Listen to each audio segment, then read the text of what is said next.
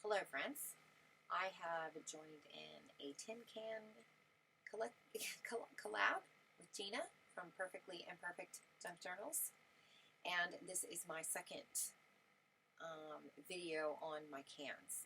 In the last video I showed you my crochet cans, and so I have just crocheted around cans. So just make a can koozie and you put pencils in it. This time though, I did something else with the yarn.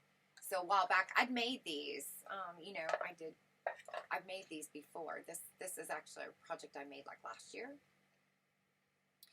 But I had leftover cans from the project, and that's why I made new ones. So I'll show you those. But this is just a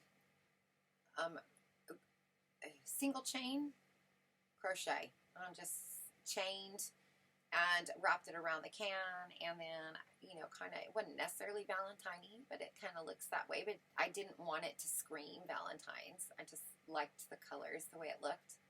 Got lace and some rickrack buttons. There's a little crochet. One of my little crochet hearts is on there. It's a big button. And, we just have pencils in it. Pencils. When we get new pencils, you want to put one and not sharpen it. So they go in here. It's like a little pencil collection. So I'm going to show you. So this was one I made last year.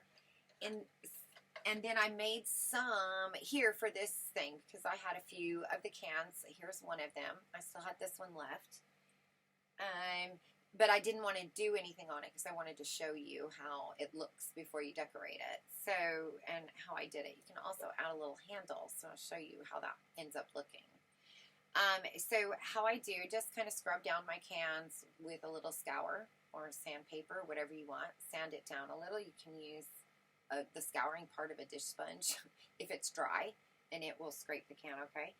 And then I use glue. I didn't like hot glue. Hot glue doesn't allow me to manipulate it as I'm working on it, so just a tip. If you want to make these, hot glue is going to equal a different effect, so just keep that in mind. So I took my chain and I just wrapped it around my can. I started at the bottom and I painted the glue, and I did a section, and then I would just, I got that one little bit dry, right? So you want something to help hold it there. I started from the bottom and worked my way up, and wrapped and wrapped. And the reason that I say glue and not hot glue is because then you can kind of squish and even the rows. Otherwise they can, get you'll end up with it eventually, which would be cool if that's the effect you're doing, but I wanted it to be really wrapped. I wanted it to look like it was a piece of fabric wrapped around there. So I did that. So that's the can. And then if you wanted to do a handle on it, that's just a chain of double crochets. And then you could just attach that to the can. I'll show you how that looks. And then I just took pinking shears and cut out, a piece of felt. Okay.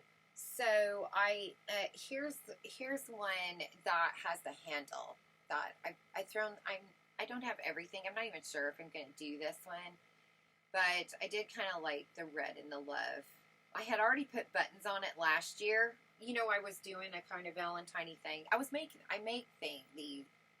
I take them up to the library, and they either end up there, I took them to the library. But I pulled out a few little pieces. That's a little thing I made. It's a little applique. I think that came off of something I got from Angela at the Traveling Crafter. And then, another little applique, and then I have that kind of trim I thought I could use as a bow. I thought that might be kind of pretty on the can. This was just yarn I don't enjoy. I made rugs with it, and I don't want to use it anymore. I'm tired of it. All right, so I did this one with the handle, and that's basically just the can. And then I went into my little stash pile, and I found, if you know me, you know that I like to just sit and play and make different designs. If somebody posts a video of something pretty, I want to go see if I can make it. Then I may only make one. I may like it so much I make a bunch of them. So I just have lots of little pieces lying around, and this was a pattern. I just think it's beautiful, and so I really was excited. I made one purple, one pink, and they were in my stash. These were also in my stash, and they're from that yarn I've been making all my little pieces from. I made these a long time ago, so I couldn't match colors, so I was going to have to do it that way anyway. And, or make 2 new ones. And the point is, I'm trying to get rid of things out of my stash. So I thought they looked really pretty on there. I actually really liked the way this, and I didn't realize, but I picked a can that had red on the bottom. That was, but you can't see it when it's sitting down, so who cares? Anyway, I think this really is kind of cute just by itself. I don't really know that I'm going to add anything else. And it's a little pale. So you can, and I made the handle long enough. Just note to self, make your handle long enough that if you do have something inside it, look, they can all go through the handle. So you don't end up with a tippy-toppy, you could, if you wanted to use the handle as a way, you could also just do that. That's actually a good idea. Crisscross. And have a divided can for things. That's a great idea. There we go. But I made my handle long enough that the things could go there. Okay. Then, and then the next one I made was my Easter. But it's not Easter. It doesn't scream Easter. Again, I don't want it to scream, Valentine's Day or scream. I wouldn't be able to use it everywhere. So I just kind of did a collage on it. These were scrap bits. This was like some kind of collar or something. It was already in kind of a rounded shape, so it made this wave when I put it on the can. I thought that was kind of pretty. Cheap trim, little crochet pieces. This one I ran out of yarn. I couldn't finish it, so it was really only like, it looked like somebody cut off half the little piece, but I kept it. And look, I knew someday I'd find something perfect to put it with, but it would just butt up and I'd need that flat edge. And there, it looks so cute there. I put some lace behind it, little lace bows, buttons, little crochet bits I've made with little bits of extra yarn. That's trim from a deconstructive nightshirt. One of my little bows with some tatting, another one of my play flowers. I really like that. When I made it, I didn't like it, and so I only made one. It was very time consuming. These little things are roly-poly things. But it actually looks so pretty. I might make those again. But anyway, I used it on here. So it's now something that I'll see and go, oh yeah, don't forget you should make more of those flowers. That's really cute. Otherwise it was sitting in a bucket and I didn't even know it was there. Some little, buttons. That's some trim off of a deconstructed, some lace. This is a mass-produced, handmade doily from China. I have like a stack of them. So, maybe it's a political piece as well. And then a little bunny. And I had that in my stash. I glued a little pom-pom on his. He had a tail, but I wanted him to have a pom tail. And then there's another little medallion I made with scrappy yarns, little tatting flower.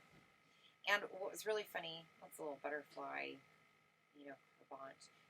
But when I was making this little tiny piece of purple thread, that was the thread, it had just fallen and it fell exactly there. That's exactly where it fell.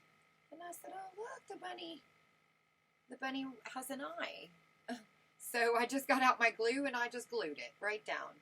I just, used my little tweezers and there it went. Actually not tweezers, it was my crochet hook, my teeny tiny crochet hook, and I just kind of pushed it down into the glue exactly where it fell. So that's kind of fun. Anyway, my Wee has already claimed this. She wants this one. So this one's going to a good home. She loved it. So that's going to be in her room. Anyway, okay, so, and then what am I making next week? So that was it for those. Those were, like I said, that was great, Gina. First of all, Gina, thank you for this inspiration. And thanks for inspiring me because I had these cans sitting downstairs in a box, just sitting there. And it wasn't until I thought I'm gonna join that. And it's gonna force me to use up things. And sure enough, look, I got, oops, wrong one. I got like, at least 2 new cans. And a couple more for next year when I do it. When we do it, it will be coming around the mountain, right? Okay, so this is from a really old can. This is a vintage can already. It's over 20 years old. It's made with ribbon. And so it has been in my craft room for over 20 years. And it was done with just ribbon. That's it. Big gross grain, and then for the seams, I put the little mustaches. You can tell that it's, you know, it's been in the craft room. It's even got paint on the bow there. Funny enough, blue and white paint, you know, kind of matches the ribbon in the back, so it doesn't leave, you don't even notice it, really, do you? So I think and then this is just a seam. I did velvet ribbon, and then I made a bow, and I put the bow right on top, and that's my can. And it holds my paint brushes, you know, mustaches, bristles, paint brushes, shaving things. So for my next upload for the Tin Can collab, Gina, I'm going to bring ribbons. I'm going to put ribbons on cans, and we'll do that. And then I have one more idea after this one of stuff I've already used in the past, and maybe I'll try to come up with something new. All right, thanks for the inspiration, Gina, and thanks for anybody who bothers to come and see my silly little projects. Have a great day. Bye.